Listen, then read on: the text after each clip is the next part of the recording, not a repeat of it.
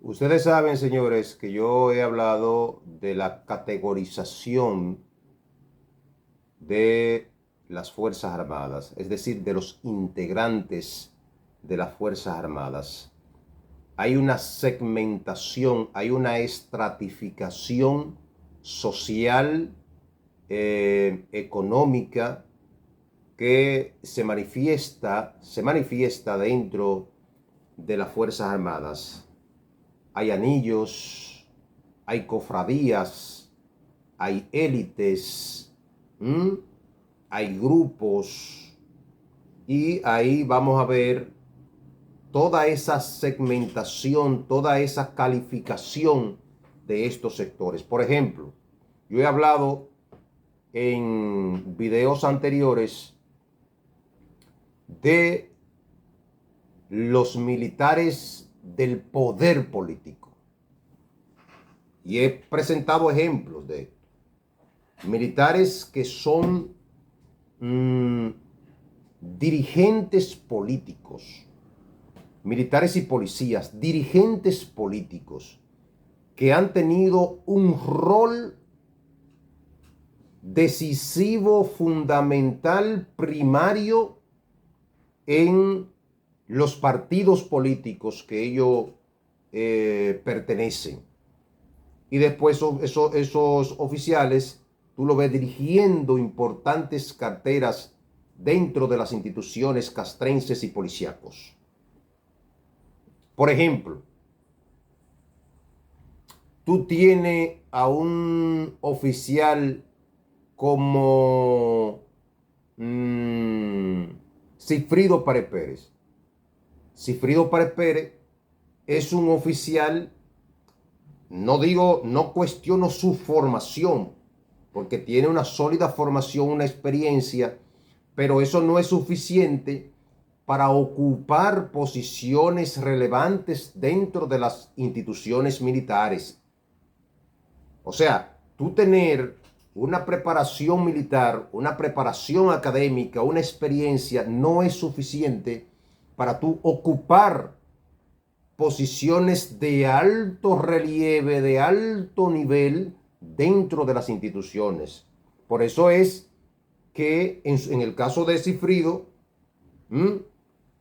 que es del poder político, viene de una dirigencia política, de una vinculación de un partido. Es decir, el partido político revisa cuáles son mis militares, porque todos los partidos tienen grupos militares, tienen sus grupos militares identificados, tienen cabezas militares. Y dentro de esas cabezas, en el PLD, por ejemplo, estaba Cifrido Párez Pérez, que es un cuadro político bien formado, un militar consagrado, todo esto, pero es un cuadro dirigencial. Si el PLD no llegaba, Cifrido no cruzaba, no llegaba, ocupaba posiciones dentro de su formación, pero no llegaba al, al más alto, a las más altas posiciones como ministro de Defensa, secretario de Estado en su momento, director de Migración, director del DNI. Todas esas posiciones importantes que ocupó. ¿Por qué? Porque es un militar del poder político. Otro militar en su momento del poder político, José Miguel Soto Jiménez. Lo he mencionado. Soto Jiménez, muy cercano de Peña Gómez. Hipólito Mejía llega al poder. Fíjese que Hipólito Mejía no tuvo opción más que colocar a Soto Jiménez, porque Soto Jiménez era un eh, dirigente del PRD, era un militar del PRD, identificado con el doctor José Francisco Peña Gómez, que si en su momento Peña Gómez llegaba, iba a llegar Soto Jiménez, al igual que Zorrilla Osuna. Zorrilla Osuna era un dirigente del PRD, porque la gente está equivocada. La gente cree que los militares no son políticos, no son políticos constitucionalmente, ¿m? Pero en los hechos, ¿m? De hecho, son dirigentes políticos, son, porque en esas posiciones no se llega sin tú estar vinculado directamente con el partido político. Otro militar del poder político, de las entrañas de los partidos, que llegó a las principales posiciones. Bueno, Carlos Luciano Díaz Morfa. Esos son los militares del poder político. Pero hay otra categoría también. ¿Mm? Los militares o los oficiales que pertenecen a la oligarquía militar. ¿Mm? A las élites militares, porque hay una oligarquía, hay una élite militar muy arraigada dentro de las instituciones, que tienen apellidos que son de historia, de tradición militar, y eso se va sucediendo en la familia. Las Fuerzas Armadas se convierte en una institución de familias militares. Y yo le voy a poner un ejemplo que es la figura que nosotros vamos a hablar hoy, que vamos a destacar, que es el caso de el mayor general José Eugenio Matos de la Cruz, que viene de una tradición militar porque es hijo de Ramiro Matos González. Fue jefe del ejército, este último, y tuvo una serie de acusaciones en la época dura de las Fuerzas Armadas, en la época del militarismo, en la época del trujillato, del balaguerismo, y fue la persona supuestamente que tuvo una vinculación en la muerte de uno de los héroes nacionales, como es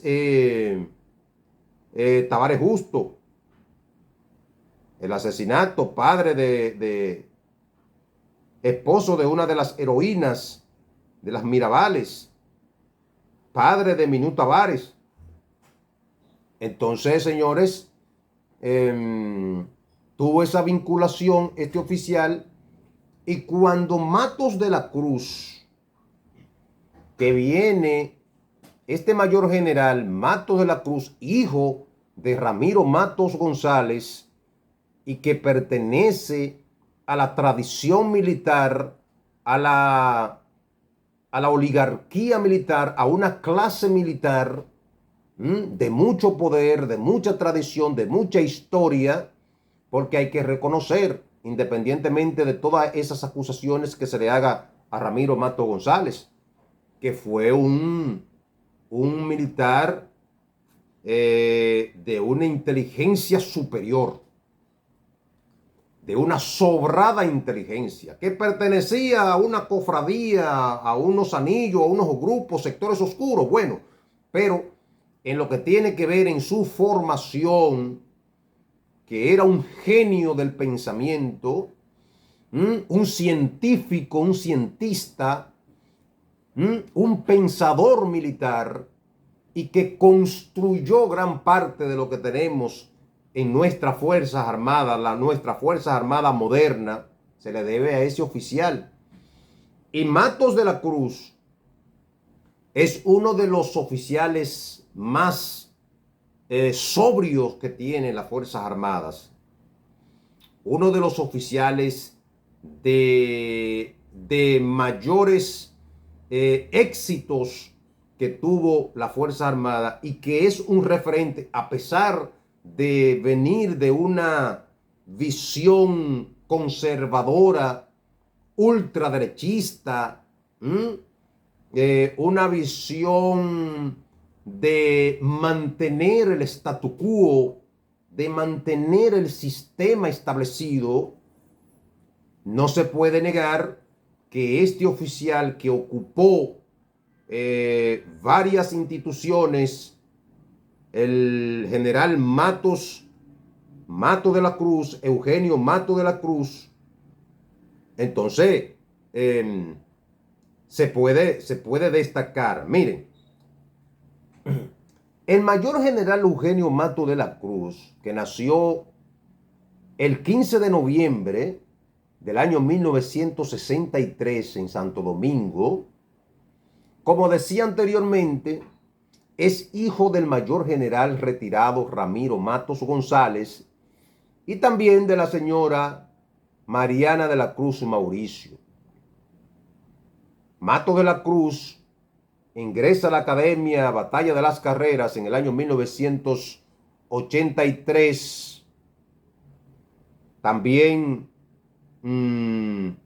inicia todo un proceso de preparación militar, de cursos, estudios internacionales, ocupando posiciones desde las más pequeñas posiciones hasta las más encumbradas posiciones. La fue ocupando este oficial. Reconocimiento dentro de las Fuerzas Armadas, reconocimiento por los subalternos de que es un oficial consagrado, un militar de principios, de valores, un militar muy apasionado y apegado.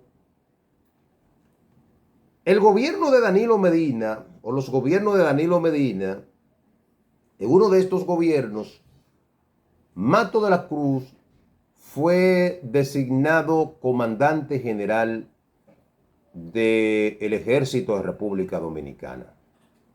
Comandante general. Y yo creo que es el primer momento en este mundo posmoderno, en este mundo de las complejidades, en este mundo donde se exige una Fuerzas Armadas más conectada, más visible, más cercana, y que no se sienta ese hermetismo dentro de las instituciones castrenses, que se exige un accionar de las instituciones con mayor transparencia, mayores objetividades o mayor objetividad en el ejercicio de sus funciones. Matos de la Cruz, yo puedo decir que fue el que dio ese salto cuántico de tener esa cercanía a través del mundo digital en las Fuerzas Armadas. Yo pude ver en esa gestión cómo se vinculó a las Fuerzas Armadas con la sociedad. Se vio un comandante general que a través de las plataformas digitales buscaba tener esa conexión, esa cercanía entre la sociedad y la Fuerza Armada y el Ejército en este caso el Ejército de República Dominicana. Él hablaba, él se comunicaba, él se acercaba, él presentaba permanentemente a través de distintas plataformas, Instagram, Facebook, YouTube, todo esto, los anuncios lo daba él. Y eso muestra un mensaje cercano de una nueva corriente militar, una nueva visión militar. Y se puede decir que él fue que dio el auspiciador de tener un ejército cercano. Aparte de su gestión, una gestión de logros, de acciones, no voy a decir de grandes logros, porque los recursos en las Fuerzas Armadas, en el Ejército, no son tan significativos. Ahora, se debe mostrar, esto hay que decirlo, se debe mostrar con lo poco que tú tienes, tu eficiencia. Porque esos son los grandes gerentes. Los gerentes con poco hacen mucho y lo hacen bien. Y Matos ciertamente fue un comandante eficiente. Pero también Matos de la Cruz fue director de la seguridad del metro, y una posición que quisieron jugar con sus principios, con sus valores, fue cuando él fue director, presidente de la DNCD, la Dirección General de Control de Drogas.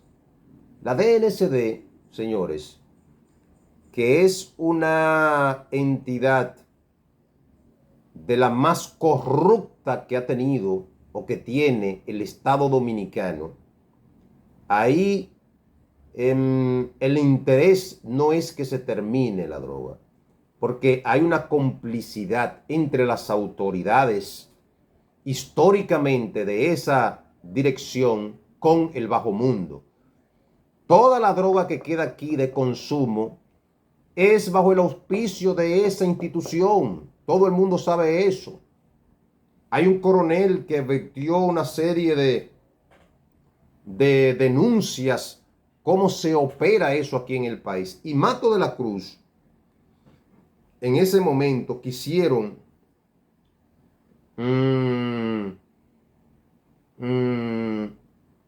diríamos, relajar con sus valores, con su moral, con sus principios, porque él vio lo podrido, lo asqueante, lo sucio que es esa institución, que probablemente él no se imaginó nunca que eso era así. ¿Cómo es esa depredación dentro de la DNCD? Los sectores, toda la vinculación, porque ahí es que tú te das cuenta. Cuando tú estás en el DNI, en la DNCD o ministro de Defensa, que tienen acceso a todas las informaciones, hasta los pantaloncillos que se ponen los funcionarios, y la oposición, los empresarios aquí, es que tú te das cuenta y digo, pero señores, pero esto no lo arregla nadie. Cuando tú estás ahí que te presenta, yo, mira, este fulano tiene esta vinculación con este. Mira, este de la oposición, pero está vinculado con uno del gobierno para hacer esto. Mira, este empresario que se ve, dice que uno de los grandes empresarios dominicanos, no, mira, este viene del bajo mundo. Ese empresario está ahí, cogió cuarto a fulano, pero eso no se puede tocar, eso hay que dejarlo así. Porque todo esto es una tripa enliada, envuelta aquí, señores. Y desenmarañar eso es jugarte el pescuezo con esto, señores. Todo lo podrido se ve. Entonces, los que llegan dicen, bueno, como esto no lo arregla nadie, yo simplemente me voy a buscar mi cuarto y esto se quedó así. Y Matos de la Cruz entonces rechazó todo eso. ¿A quién metieron cuando Matos de la Cruz? A Félix Albuquerque Comprés. ¿Quién es Félix Albuquerque Comprés? Un matón histórico, un tipo corrupto, con una serie de acusaciones. Mira cómo está. Un sicario. Él no, Félix Albuquerque Comprés aceptó el cargo. ¿Y cómo le fue? Bien económicamente. ¿Por qué? Porque vio lo que había ahí y dice, no hay problema, que siga el entierro.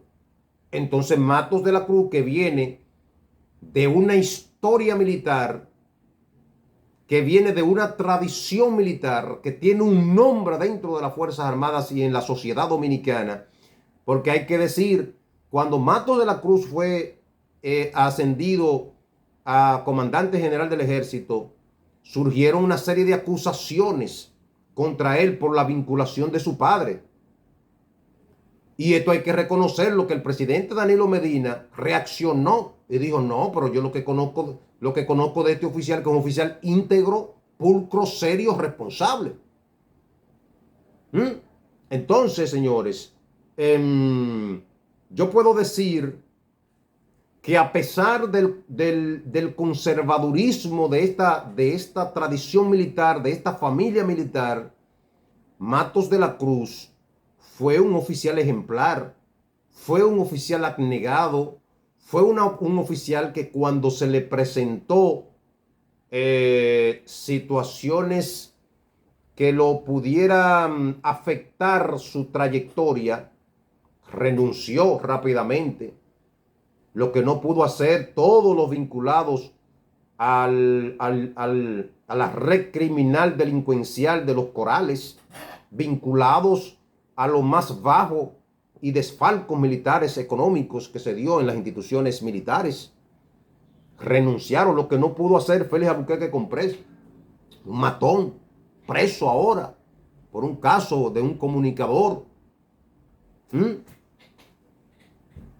Entonces, a pesar de todo esto, es un oficial serio, es un oficial responsable, un oficial de una referencia, de una ética profesional, de unos principios, de unos valores en las instituciones, de una consideración por sus subalternos. Yo he conversado con varios oficiales coroneles que me han dado muy buena referencia de él. Yo lo conocí también, bueno, conocí su gestión, porque yo, como yo fui militar, pude ver y lo que se hablaba de este gran oficial cercano, responsable, ético, profesional, pulcro, con principios. Entonces, esto es parte de la vida de este oficial, pero vamos a ver brevemente los cargos que ha desempeñado. Miren, fue presidente de la Dirección General de Control de Drogas, como lo había dicho, viceministro de Defensa y de Asuntos Militares, comandante general del Ejército de República Dominicana, director general del Cuerpo Especializado para la Seguridad del Metro, J3, director de Planes y Operaciones, director del Centro de Información y Coordinación Conjunta, J4, director de Logística, Sección Estado de las Fuerzas Armadas, comandante del Regimiento Guardia de Honor, encargado de la sección de armas y explosivos, servicio escolta, sección Estado de las Fuerzas Armadas, comandante del 6º Batallón, comandante del Regimiento Monteplat, bueno, una vaina ahí. Oficial ejecutivo de la Fuerza de Tarea Quisqueya, Irak. Oye, fue a Irak también el hombre. Oficial Fuerza de Tarea Quisqueya, subdirector de la Academia Militar de las Fuerzas Armadas, Batalla de las Carreras, subcomandante de batallón de comando de la CEFA. Entonces, señores, esto es parte de la vida, lo que nosotros pudimos ver de este oficial, y que tiene una historia interesante en las Fuerzas Armadas, y quisieron, uno de los puntos más luminosos es que en un momento de crisis, de situación, optó por renunciar de la DNCD, de ese bajo mundo asqueante, asqueroso, sucio, perverso que es la DNCD. Tomó esa firme decisión y renunció. Señores, hasta aquí lo dejamos.